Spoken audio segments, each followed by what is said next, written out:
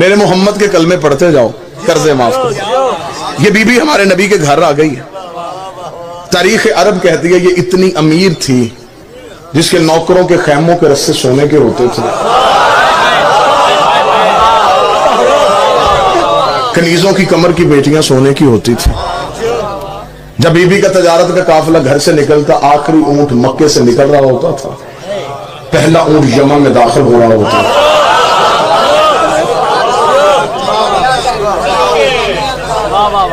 یہ ہمارے نبی کی وہ بیوی ہے جس نے اسلام سے لیا نہیں، اسلام کو دیا ہے۔ شادیاں 9، 11 یا 13 مانو، میں طالب علم ہونے کی حیثیت سے منبر پہ ثابت کر سکتا ہوں، نبی کی ہر بیوی کا بیت المال سے وظیفہ مقرر تھا، سوائے سیدوں کی ماں کے۔ اور یہی وجہ ہے، بہت میری جسارت ہے کہ میں اتنے بہترین علماء کرام کے سامنے یہ لفظ کہہ رہا ہوں، جناب سیدہ نے جب دربار خلافت میں خطبہ دیا تھا تو خطبہ میں ایک لفظ بی بی نے کہا تھا۔ جب میں نے بی بی کا مقدمہ پڑھا تو مجھے اس لفظ پہ اپنی جان سے زیادہ پیار آیا۔ شہزادی نے دربار میں کھڑے ہو کے کہا، چل چھوڑ تو وراثت، چل چھوڑ تو میرے بابے کا حق، میں بطول تجھے کہہ رہی ہوں میری ماں کا قرضہ مجھے واپس کر۔ جو بندہ بول سکتا ہے وہ بولے، جو حق سیدہ سننے کے لیے آج تک اسلام، بسم اللہ صاحب، میری ماں کا قرض مجھے واپس کر۔ صدق کی صورت میں آج تک مسلمان مقروض ہے سیدوں کا۔ خمس دینا تمہارا سید پہ احسان نہیں۔ آج تک جو بھی زمین دانہ دے رہی ہے یہ سیدوں کا صدقہ ہے، سادات کا قرض ہے جو ہم کھا رہے ہیں۔ یہ بی بی نبی کے گھر آ گئی۔ اس شہزادی کی کہانی یہ ہے، تاریخ یہ کہتی ہے کہ جب بی بی کا تجارت کا قافلہ گھر سے نکلتا نا جی، کیونکہ بہت وسیع تجارت تھی، اور جناب خدیجہ کے والد خویلد یہ بھی عرب کے امراء میں سے تھے، بہت امیر تھے۔ عربوں میں شعر و شاعری ہوتی تھی، یہ لڑائی بھی اشعار کی صورت میں کرتے تھے۔ علی رضا بھائی، جب یہ بی بی ہمارے نبی کے گھر آ گئی ہے تو قریش کی عورتیں بی بی کے گھر آئیں اور انہوں نے آ کے عربی میں ایک شعر پڑھا اور شعر میں تانا دیا بی بی کو۔ انہوں نے کہا، خدیجہ باپ تیرا خویلد اتنا امیر تھا کہ اس کے سر کا شملہ عرش کو چھوتا تھا، اور تو یتیم عبداللہ کے گھر کنیز بن کے آ گئی ہے۔ بی بی کو تانا دیا کہ باپ تیرا اتنا امیر تھا کہ اس کے سر کا شملہ عرش کو چھوتا تھا، اور تو یتیم عبداللہ کے گھر کنیز بن کے آئی ہے۔ بی بی نے باپ کا رتبہ بھی کم نہیں ہونے دیا اور شوہر کی عزت بھی بتا دی۔ بی بی نے کہا، باپ میرا اتنا امیر تھا کہ اس کے سر کا شملہ عرش کو چھوتا تھا، جس کی نکرانی بن کے آئی ہوں اس کے جوتے عرش کو چھوتے ہیں، اس کی نعلین عرش کو چھوتے ہیں۔ یہ بی بی ہمارے نبی۔ جب بی بی کا تجارت کا قافلہ گھر سے نکلتا تو عرب کے چور، اچکے، لٹیرے، ڈاکو، ڈکیت رستے میں کھڑے ہو کے بی بی کے تجارت کے سامان میں سے مال چوری کر لیتے۔ یہ عربوں کی تہذیب تھی، عرب کا کلچر تھا۔ رات کے چور دن کے چودھری ہوتے تھے۔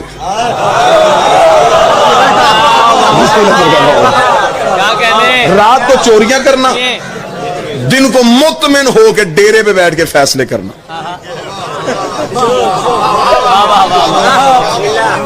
بی بی کا تجارت کا قافلہ آتا، یہ سامان چوری کر لیتے، ایک قافلہ لٹا، دوسرا قافلہ لٹا، تیسرا قافلہ لٹا۔ بار بار نوکر آ کے کہتے رہے کہ بی بی مکے کی گلیوں سے سامان چوری ہوتا ہے۔ چوتھے دن بابا مشتاق جی شریعت کی ملکہ نے حیا کا برقع سر پہ لیا، بابا عمران شاہ جی اپنے گھر سے نکلی، خرامہ خرامہ چلتی رک گئی آ کے ابو طالب کے ڈیرے کے دروازے پہ۔ آیا جنگ کا گرد و نواح میرے سامنے ہے۔ عرب میں جب کسی کا چولہا بھی نہیں جلتا تھا، علی کے باپ کا ڈیرا اس وقت بھی چلتا تھا۔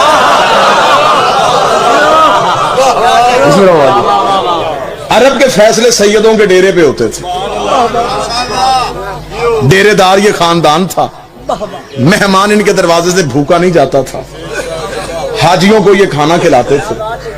حج کے دنوں میں سب سے بڑی سبیل انہی کے گھر میں لگتی تھی.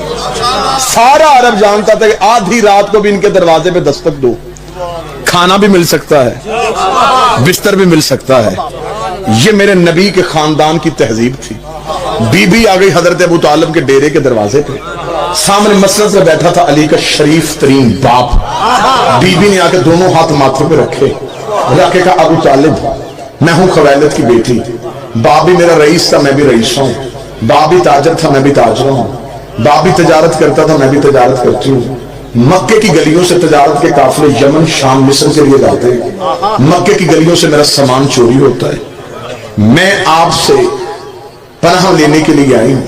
اتنا جملہ کہنا تھا یہ حضرت ابو طالب نے ایک لمحہ سوچے بغیر کہا, خدیجہ مطمئن ہو کے گھر چلی جا, آج کے بعد تیرا سامان کوئی نہیں لوٹے گا, آج کے بعد تیرے قافلے کو کوئی نہیں دیکھے گا. میں نے لمحہ دیر نہیں کی, میں فوراً آپ کو نتیجے پہ لے کے آنا چاہتا ہوں, آج کے بعد تیرے قافلے کو کوئی نہیں دیکھے گا. بی بی خدیجہ مطمئن ہو کے پیچھے ہٹنے لگی. بی بی خدیجہ کا نوکر آگے بڑھا, اس کا بی بی اس نے کہہ دیا ہے جا تو بھی رہی ہے, اس سے پوچھ تو صحیح, طریقہ تو پوچھ, یہ کرے گا کیا, محافظ بھیجے گا, رستہ تبدیل کروائے گا, رستے میں بندے کھڑے کرے گا, یہ کرے گا کیا. بی بی خدیجہ نے نوکر کے منہ پہ ہاتھ رکھ شرم کر, بڑے بڑے گھروں میں چھوٹی چھوٹی باتیں نہیں کیا کرتے, بڑے بڑے گھروں میں چھوٹے چھوٹے سوال نہیں کیا کرتے. اس کا بی بی تو اتنی مطمئن ہو کے کیوں جا رہی ہے. بی بی نے کہا تجھے نہیں پتا یہ جو کہہ دیتے ہیں وہ ہو جاتا.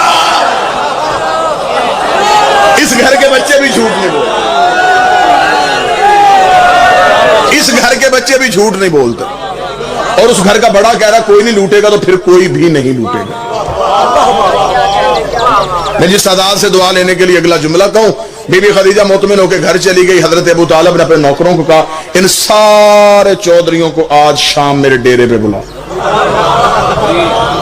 سارے اکٹھے ہو گئے, حضرت ابو طالب کے ڈیرے پہ آ گئے. سردار عرب رئیس مکہ علی اور محمد کے مشترکہ باپ اٹھ کے کھڑے ہوئے, ایک خطبہ دیا جسے خطبۃ القریش کہا جاتا ہے, قریش والوں کو دیا ہوا خطبہ. حضرت ابو طالب نے سب کو اپنے ڈیرے پہ بلایا. ڈیرے دار بندے کا اصول ہوتا ہے, یہ چور کو بھی ڈیرے پہ بلا کے سیدھا چور نہیں کہتا, نشانیاں ایسی بتاتا ہے, وہ خود شرمندہ ہو کے کہہ دیتا جی غلطی مجھے سے ہوئی ہے. جس نے زمانے کو تہذیب سکھائی تھی اس حضرت ابو طالب نے اپنے ڈیرے پہ سب کو بلایا. بلا کے حضرت ابو طالب نے کہا دیکھو قریش والو, آج خویلد کی بیٹی خدیجہ میرے گھر آئی تھی, اس نے شکایت کی ہے کہ مکے کی گلیوں سے اس کا سامان چوری ہوتا ہے, اور مکے والے تم ہو.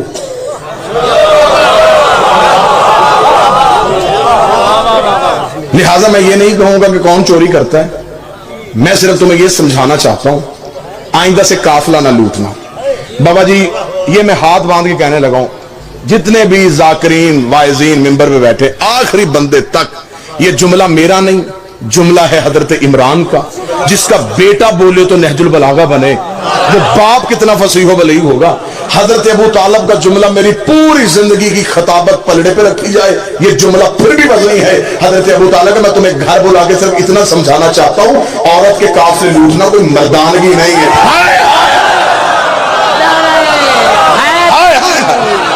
عورت کے قافلے لوٹنا کوئی مردانگی نہیں, یہ کوئی طریقہ ہے.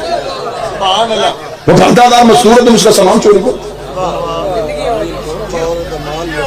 بسم اللہ سرکار. اتنا جملہ کہہ رہا تھا, یا ایک بندہ اٹھ کے کھڑا ہو گیا, اس نے کہا ابو طالب تیرے مشورے کا شکریہ, لیکن پہلے یہ بتا کہ ہم کریں تو کریں کیا. عرب میں کاروبار کیا ہے, پتھر بیچیں, سوائے پہاڑوں کے یہاں پہ ہے کیا مکے میں؟ نہ صنعت نہ زراعت, چھوٹے چھوٹے ہمارے قبیلے ہیں. اتنے دور دور کے ملک ہے تجارت کے لیے, اگر وہاں تک تجارت کے لیے جائیں تو جتنا رستے میں خرچہ ہے اسی میں تو ہمارا مال چلا جائے گا. اب میری قوم کے نوجوان سر اٹھانا, حضرت ابو طالب نے کہا تم نے مجھے پہلے کیوں نہیں بتایا کہ تمہارے پاس کرنے کے لیے کاروبار کوئی نہیں. علم معاشیات کا, علم اقتصادیات کا, علم اکاؤنٹس کا سب سے پہلا قانون علی کے باپ نے بنایا تھا. آج تک دنیا کا اسلامک بینکنگ نظام ابو طالب کے بنائے قانون پہ چل رہا ہے. حضرت ابو طالب نے تم نے مجھے پہلے کیوں نہیں کہا تمہارے پاس کرنے کے لیے کچھ نہیں. جاؤ میں تمہیں مشورہ دیتا ہوں, جس کے گھر ایک اونٹ ہے ایک اونٹ لے آئے, جس کے گھر ایک گھوڑا ہے گھوڑا لے آئے, جس کے گھر ایک بکری ہے ایک بکری لے آئے, جس کے گھر کچھ بھی نہیں ایک مٹھ جو کی لا کے خدیجہ کے تجارت کے ایک سامان میں رکھ دو. جب تجارت کا قافلہ واپس آئے, جس کا ایک اونٹ ہے دو لے لینا, جس کے دو اونٹ ہے چار لے لینا. جتنا دو گے گھر بیٹھے اتنا منافع ملے گا. اب گئے گھروں میں جو تھا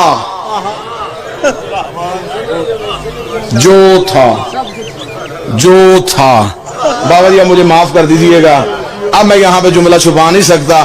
اب طریق نے یہاں پہ ڈنڈی ماری ہے. مورخ نے اسلامیات اور دینیات میں لکھا ہے فلاں بندہ اپنے گھر میں گیا، اس نے دیواروں پہ ہاتھ مارے، سوئی بھی نہ چھوڑی، سب کچھ اللہ کی راہ میں دے دیا. اس نے اتنے اونٹ اللہ کی راہ میں دے دیے، اس نے اتنے کنویں اللہ کی راہ میں دے دیے. قرآن منبر پہ لے کے آؤ، میں قرآن سر پہ رکھ کے طریق کا ضامن ہو کے اعلان کرنے کے لیے تیار ہو. کسی نے بھی اللہ کی راہ میں نہیں دیا تھا، جس نے بھی دیا ڈبل کروانے کے چکر میں دیا، دگنا کروانے کے چکر. اگر کسی نے اللہ کی راہ میں دیا ہوتا تو خدا قرآن میں ذکر کر دیتا. نہ میں دلیل دیتا ہوں، پریشان نہ ہوں گے آپ، میں دلیل دیتا ہوں. اگر کوئی اللہ کی راہ میں دیتا، خدا قرآن میں آیت بھیجتا، جنہوں نے دیا ان کی روٹیوں کا بھی ہے، جنہوں نے نہیں دیا ان کے اونٹ کا بھی کوئی نہیں. اب گئے جو تھا لا کے حضرت ابو طالب کے. شاید میں اسی موڑ پہ بات ختم کر دوں. بڑا بہترین، بڑا لطیف سا خطابت کا ایک نقطہ آپ کے حوالے. بابا جی اب گئے جو تھا لا کے حضرت ابو طالب کے صحن میں رکھا. کہنے لگے ابو طالب ہم نہیں جانتے وہ کون ہے، سامان دیا تجھے، دگنا لینا ہے تیرے گھر سے. آگے حضرت ابو طالب کا سامان یہاں رکھو، چلے جاؤ. جب تجارت کا قافلہ واپس ہے ادھر نہیں جانا، ادھر آنا، میں تمہیں یہ مال دگنا کر دوں گا. اب سامان رکھ کے چلے گئے. ایک بندہ بھی خاموش رہ گیا تو میں سمجھوں گا کہ میری محنت ضائع ہو گئی. سامان رکھ کے چلے گئے. حضرت ابو طالب نے مسکراتے ہوئے اپنے نوکر کو کہا، خدیجہ کے نوکروں کو بلا. بیوی خدیجہ کے نوکر آئے. حضرت ابو طالب نے سامان پورا کرو، یہی چوری ہوا تھا. ہائے ہائے ہائے ہائے ہائے ہائے، سامان پورا کرو.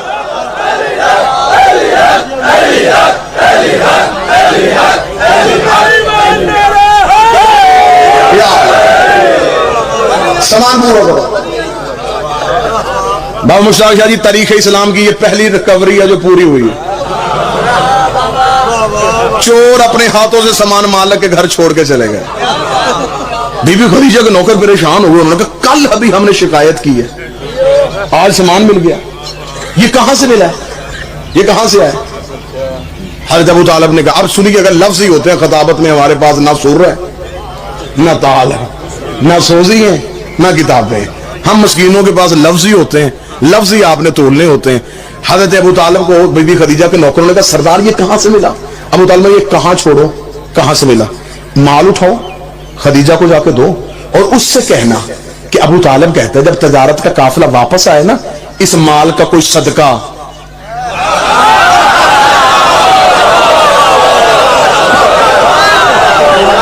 اس کا کوئی صدقہ انہیں دے دیں. ابھی اسلام نہیں آیا،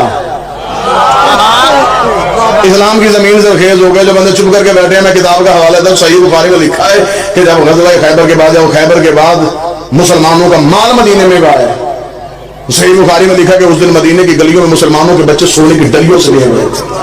اس دن مسلمان دکانوں پہ جا کے اپنے پرانے کھاتے کھلوا کے اپنے قرضے واپس کر رہے تھے.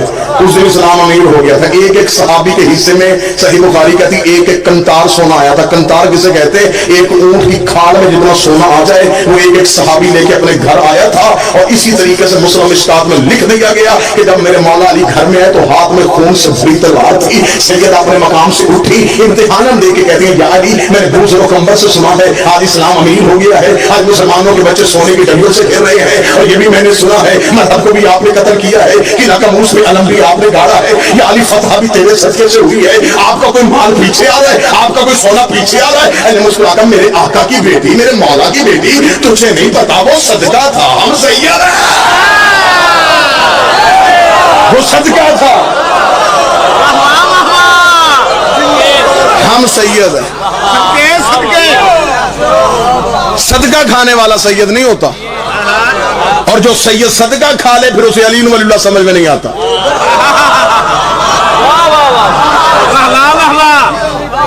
صدقہ سید کھا نہیں سکتا. اگر اندر چلا جائے پھر وہ پوچھتا رہتا ہے کہ جناب علی ولی اللہ کہاں لکھا ہے.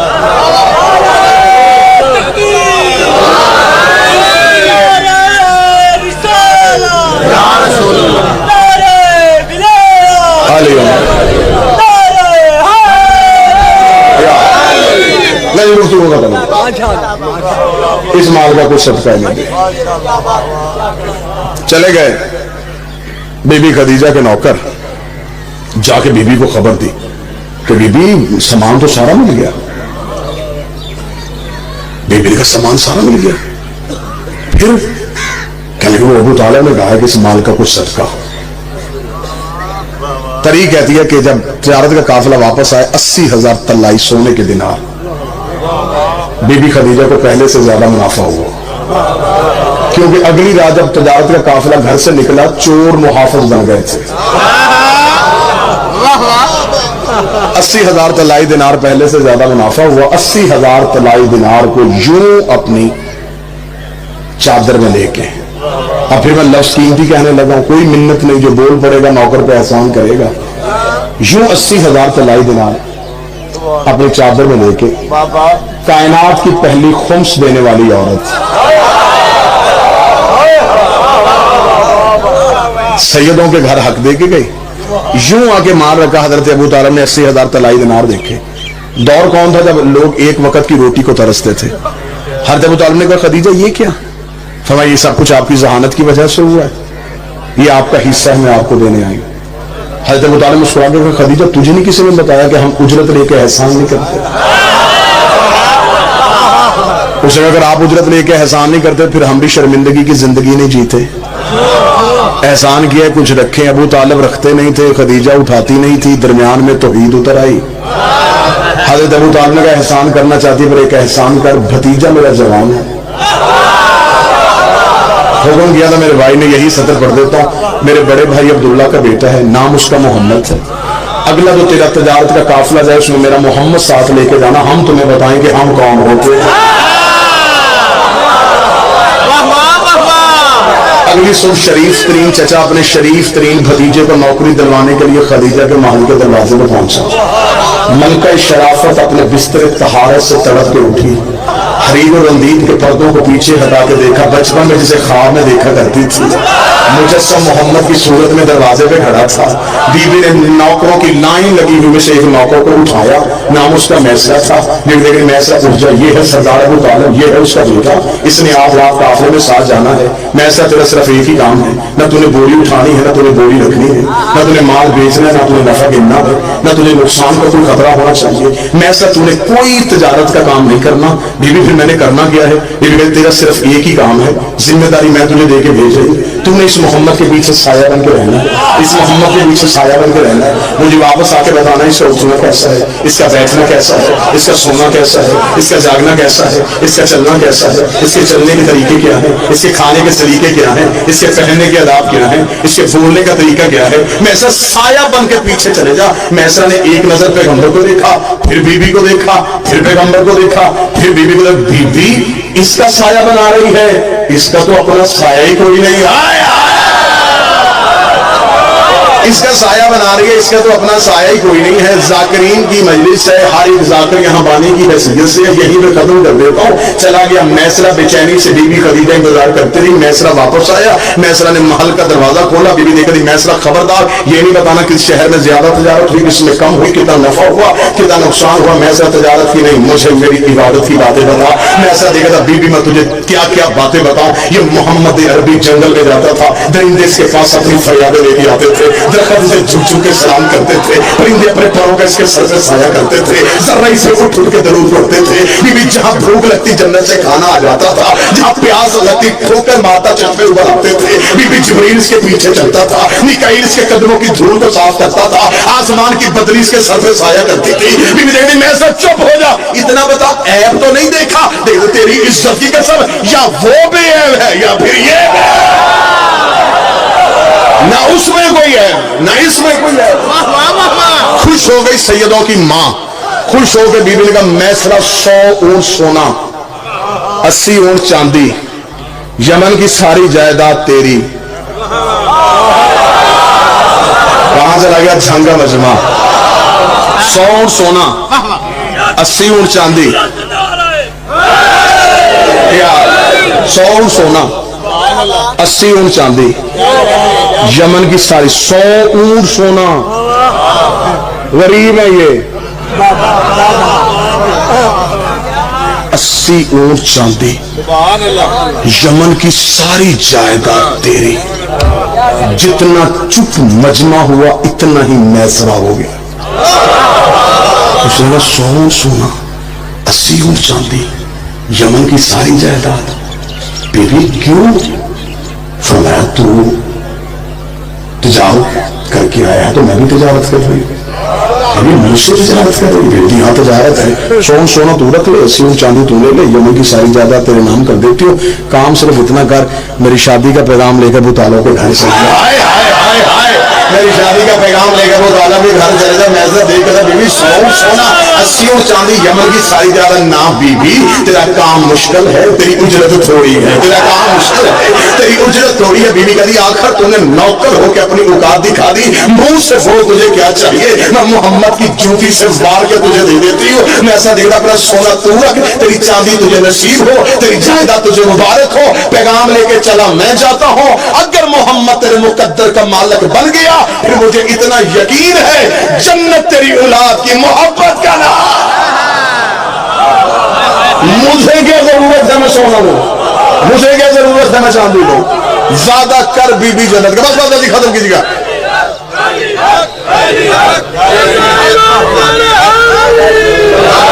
وعدہ کر بی بی جنت کا، وعدہ ہو گیا جنت کا، چلا گیا میسرا۔ اب یہاں میں چند بندوں کو ذہن پہ سوال آ گیا، وہ خطیب بھی کیا جو مجلس پر چہرے نہ پڑے، تو پیغام بی بی نے بھیجا؟ ہاں بی بی نے بھیجا۔ اگر پیغام نبی بھیجتے آج مولوی بھونک دیتا، مالدار جو تھی